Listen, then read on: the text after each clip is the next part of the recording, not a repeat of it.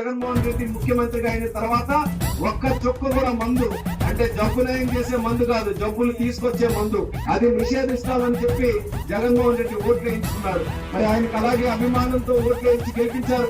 మరి మద్యపాన నిషేధం జరిగిందా? ఇప్పుడైతే మనకు వరదలు రావట్లేదు, వంచున్నారు నదిలో, అప్పుడెప్పుడో వచ్చే వరదలు. ఇప్పుడేమో నీరు సరిగ్గా రావట్లేదు.